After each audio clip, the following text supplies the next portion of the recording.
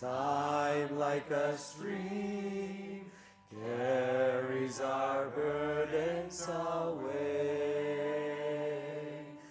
Never despair, joys everywhere. Love can befriend you today.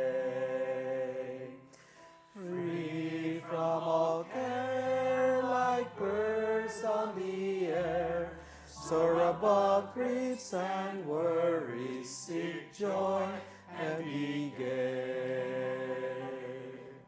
Often on earth, things of great worth, worldly ambitions defy.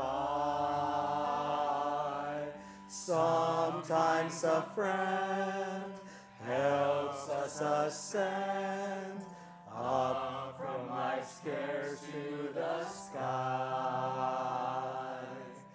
Love is a star, though shining afar. It can guide us and help us toward light to draw nigh. Life is a dream, time like a stream, carries our burdens away. Never despair, joys everywhere. Love can befriend you today. Free from all care, like birds on the air, soar above griefs and worries, seek joy and be gay. Often on earth, things of great worth, worldly ambitions defy. Sometimes a friend helps us ascend up from life's cares to the sky. Love is a star, though shining afar. It can guide us and help us toward light to draw nigh. Love is a star, though shining afar. It can guide us and help us toward light to draw nigh.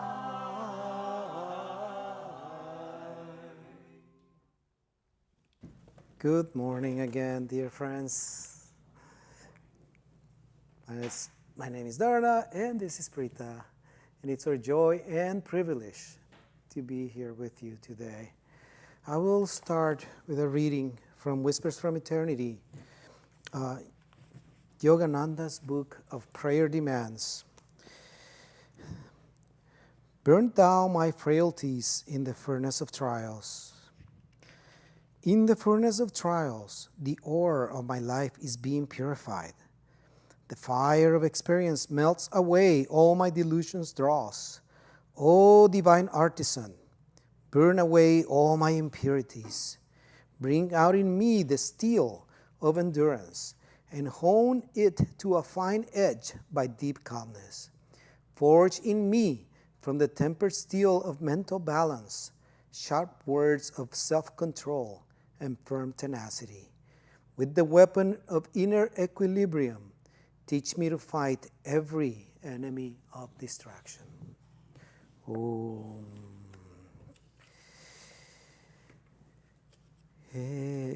Beautiful topic today. In surrender lies victory. I have I've reflected quite a bit on how I feel when I hear the word surrender.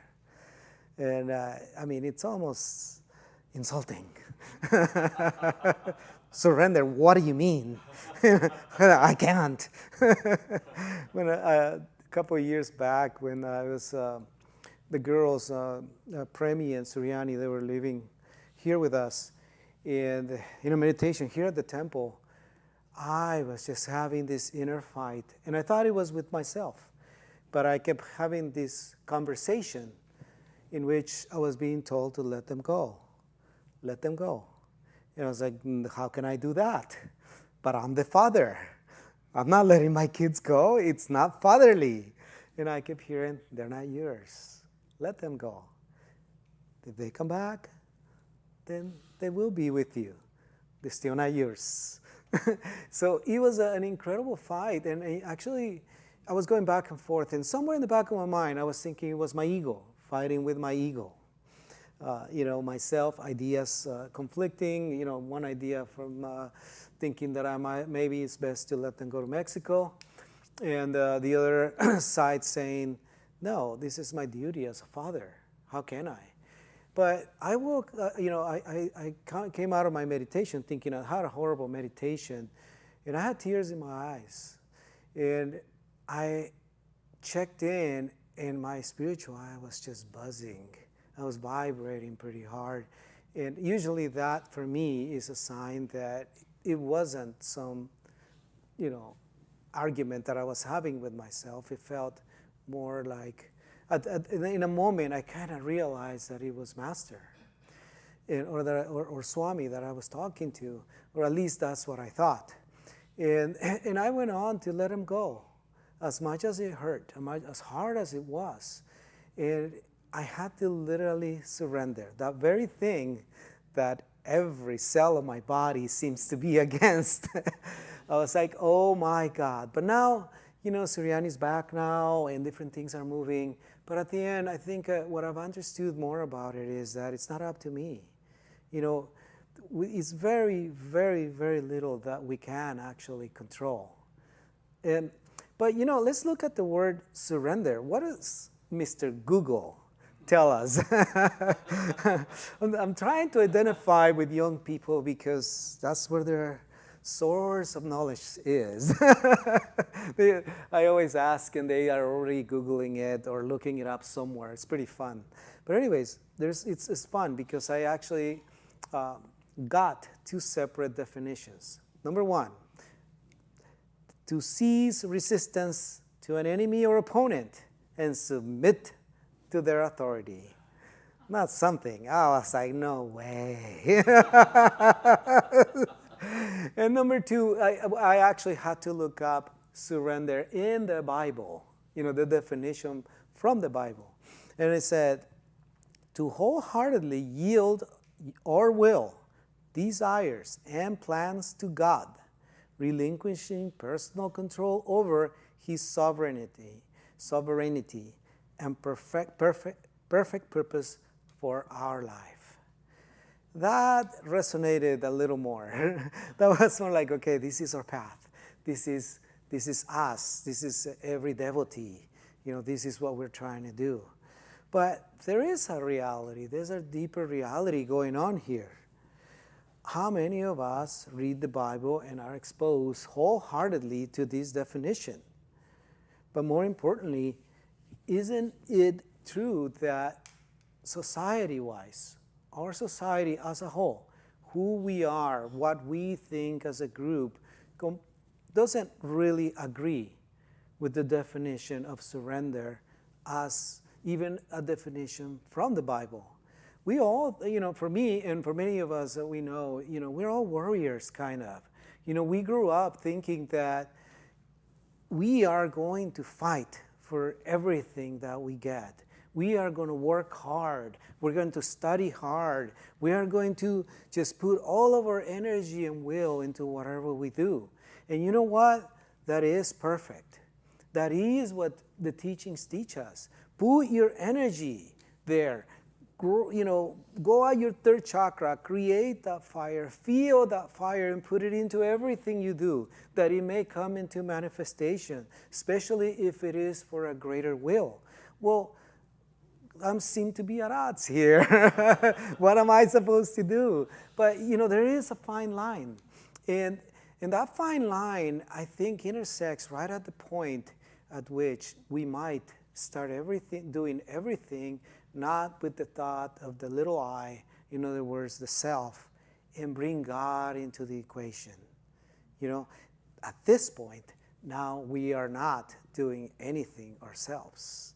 It might be all of our will, but it's uniting to God's will.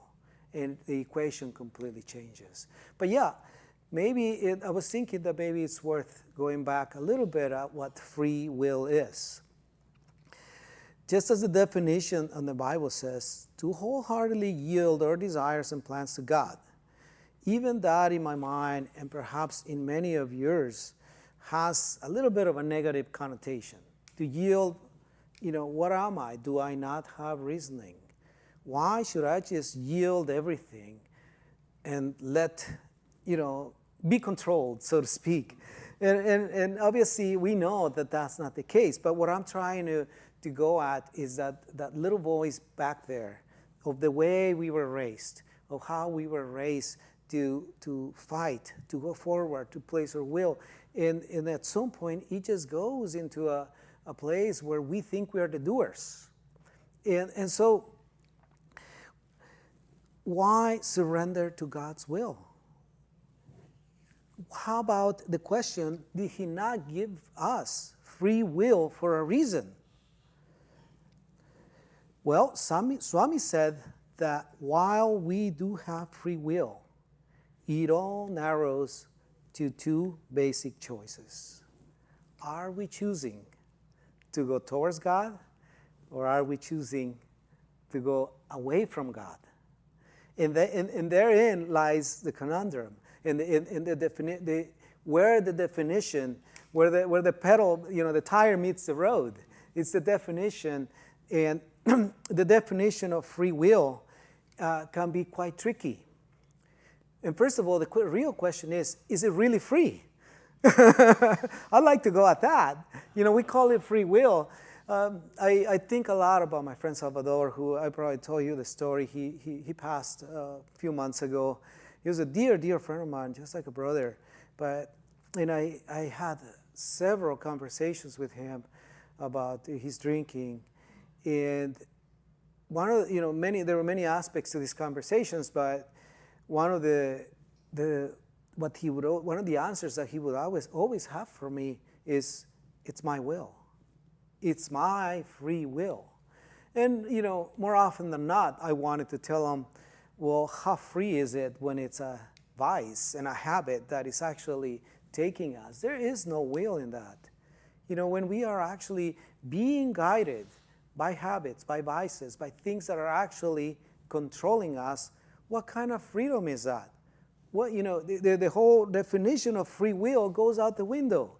It isn't free anymore. There is nothing free about that. The connotation of free implies something completely different, even in the more superficial way. What is free about that? And maybe if we actually add the real spiritual connotation of free to our will, maybe then we might be, or at least in my case, I might be able to direct it in the right direction and stop all of these reservations. So maybe we can stop talking about free will rather as divine will. Can we think of divine will? Yes, I have divine will in me, and I intend to exercise it freely. So I'm playing with my own words because I am trying to convince my reservations back there, somewhere in there, this programming that perhaps happened many, many lives. And I'm sitting here thinking that just because I can do something, I'm doing it out of freedom, when in fact I might be doing it out of compulsion. God knows how many fears, how many desires, how many traumas and things are actually controlling my actions as opposed to them being truly free, which is a whole different story. I was with our daughter Premi was here this week. She visited from Mexico. And, she's 16, going on 17. By now, she knows everything. As I did. I did much younger. I knew everything at a much younger age. But, I kept thinking, we kept looking at her. I'm pretty sure Prita went through the exact same process. What can I give her? What takeaway do we give her? This little 1 week that she's with us, what can snippet of wisdom, what advice, what golden nugget to take with her? And I had nothing. So we had breakfast on the last day, and Prita was going to take him somewhere and then to the airport. And I started talking to her about something that I had actually asked her to do for me. The last time she had been here, I just went back at the same thing, only a little deeper. And I started reminding her, I said, have you looked for any guidance? I said, have you joined even a Catholic, youth group or a youth group of any kind? It could be in Ananda, it could be Catholic, it could be any religion. It doesn't matter. I said, but the reality is you are not ready to guide yourself. And then I caught myself. And then I said, and I don't think I am either. But it wasn't about that. I was talking about her total inexperience in life and how we are trying to live this free life because we can. It's an age of will. They're developing their will. And so, but it did. The reminder for myself came right away. And I said, well, I was there with you. And the thing about it is that I kept trying to guide myself. In my own ignorance, I thought I could get to wisdom on my own, from this little brain, from this little reasoning. How can I do that? When I don't have true vision, how can I see everything from these little eyes? These little eyes, these little ears, this little mind, this little consciousness that has not expanded yet. When a little bit of humility enters, we may start to realize that in fact, yes, our consciousness is not expanded like that of the masters. Our view has not expanded the way the master described cosmic consciousness and cosmic view, which is a 360-degree view, looking through things, through walls, through a cow, he described it, looking right through it. That is cosmic consciousness. We don't have it. That is our reality. How, in fact, if I don't have that kind of view, can I think that I can arrive at wisdom all on my own? And so, because I go back, I always go back and forth into how can I relinquish my will? How can I just simply ask for guidance for everything that I do? And it's a really hard reasoning from the mind. It's really hard to get at that. But from an intuitive perception, from knowing deep insight that we are not there, that we don't have cosmic vision, or cosmic knowledge, cosmic wisdom. If we get to that humble space where we have the consciousness that we don't have that, then we might start from the right place. And I believe that this is what surrender is talking about. The giving of my little self, the giving of my little opinion, the giving of thinking that I am already right, that I already know, like in the case of Premi, because I have so much more experience than her. Experience in the world, mind you. But I will not be able to guide myself until my will is united to God's will. My consciousness is united to God and Guru's consciousness. In the meantime, I am still limited. I am still just me. And so I keep going back at it and thinking that, first of all, our will is not free. Secondly, I would like it to be free. And the only way to make it free is for it to be liberated from everything that holds it back. But the only way to get true free will is to unite it to God's will. Because that is the only free will that truly exists, the will of God. So, what are we being asked when we are asked to surrender? What is it that we can actually offer? We can offer all of our attitudes, all of our desires, all of our fears. We can offer everything that is in the way, that is blocking us from free will. And so, in closing, I would like to tell you the story of two miracles. Miracles for me. I think all of you guys have heard the story of when I started serving back in 2018. Dharma Devi invited me to serve in the Sangha. And right off the bat, I said to her, I'll do whatever you tell me to do. I don't know what you want me to do.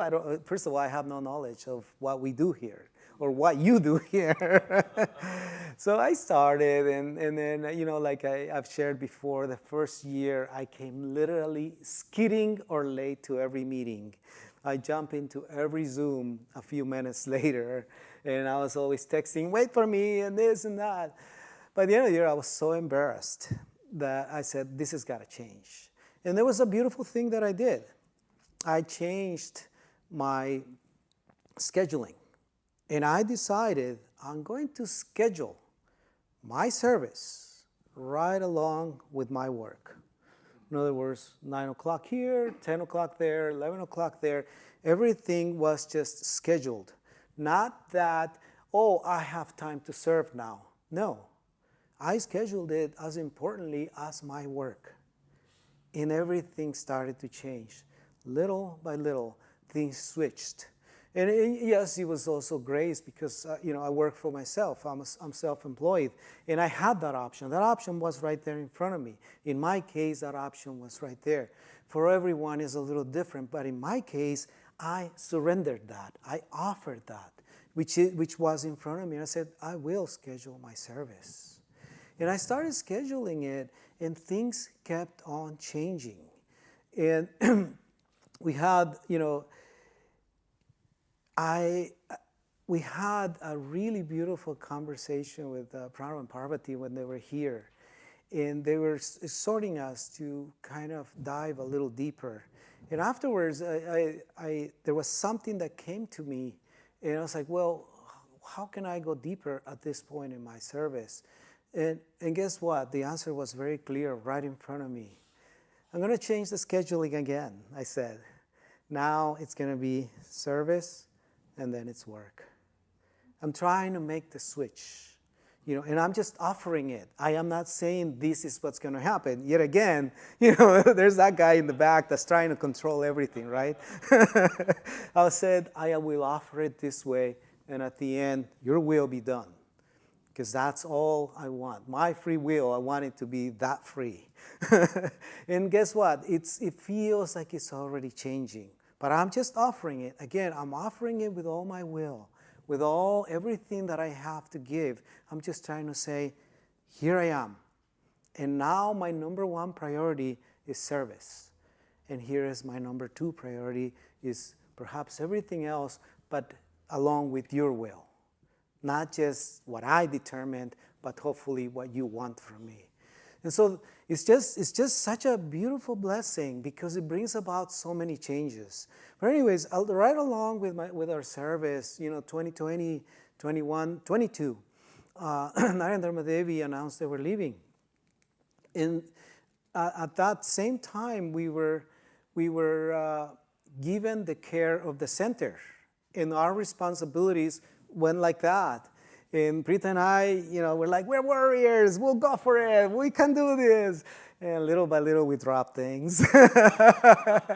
And we got tired, we got sick, we got burned out, but we kept going. Nonetheless, we kept going. By the grace of God, He kept us engaged, and we kept right there. And we felt the different things that we feel when we are trying to expand and break out from where we're at, from the comfort zone that we are already in. We always look for the comfort zone.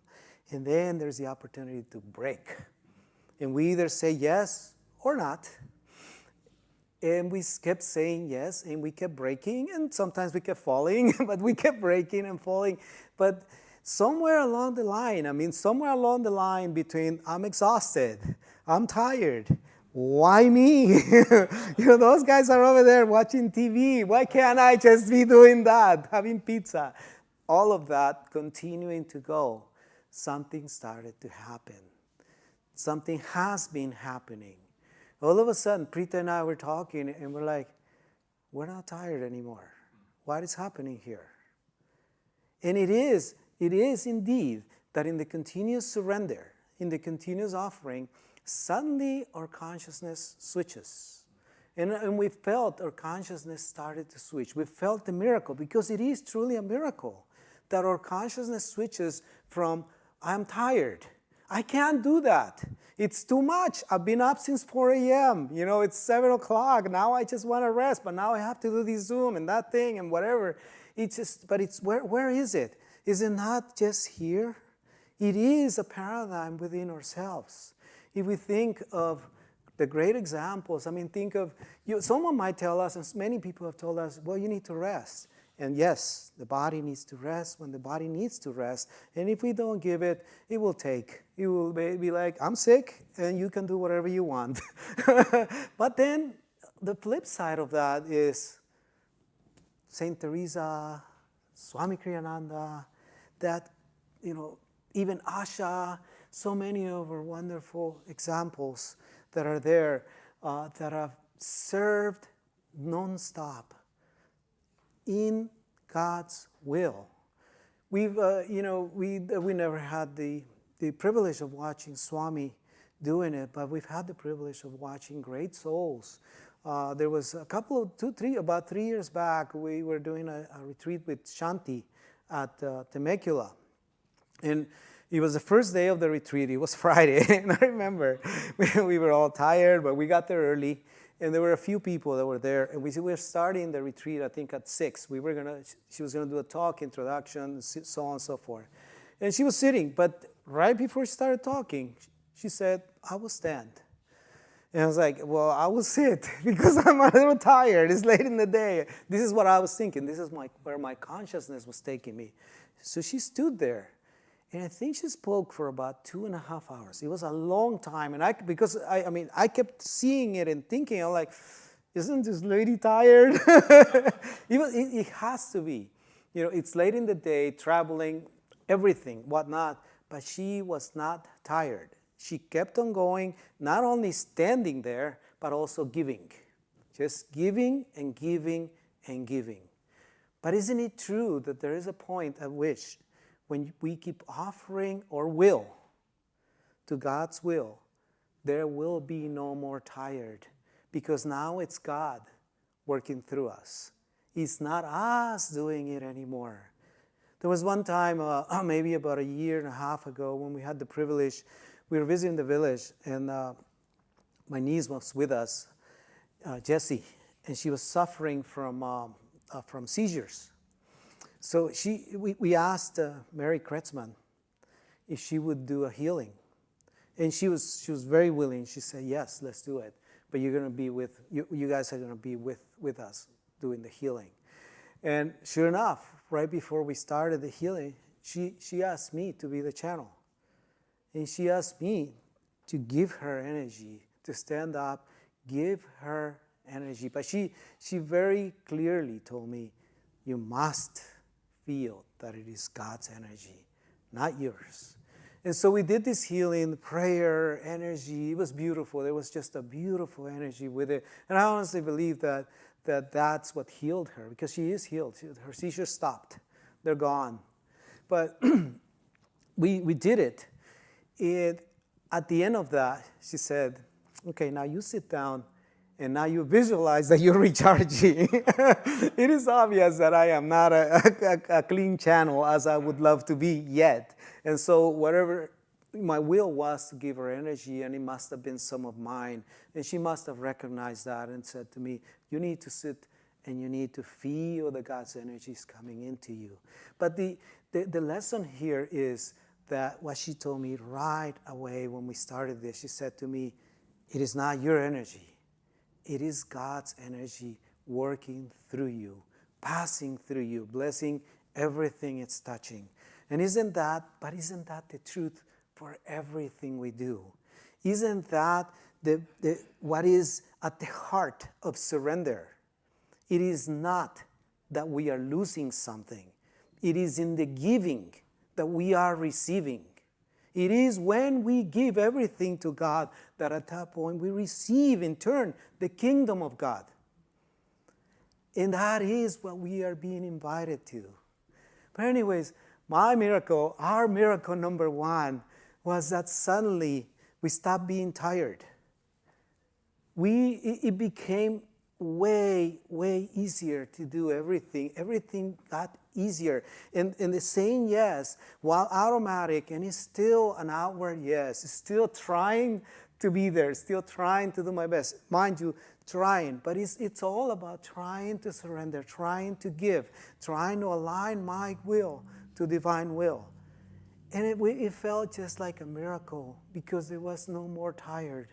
Sometimes the body's aching. Sometimes we realize suddenly the realization is my body needs rest. I need to give it what it needs.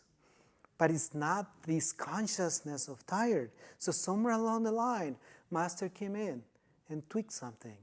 God came in and gave me a little more, gave us a little more, and suddenly we are not tired anymore.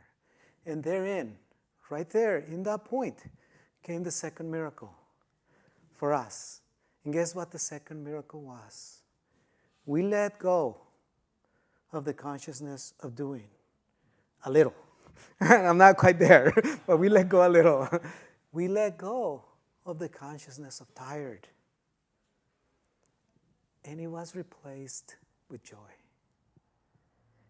Every single class is joyful now. I feel that joy. I can feel it inside, and I can feel Prita having that joy. And it comes with that attitude of surrender. And so in closing, I'd like to say that surrender isn't failure. Surrender is victory. Om Guru.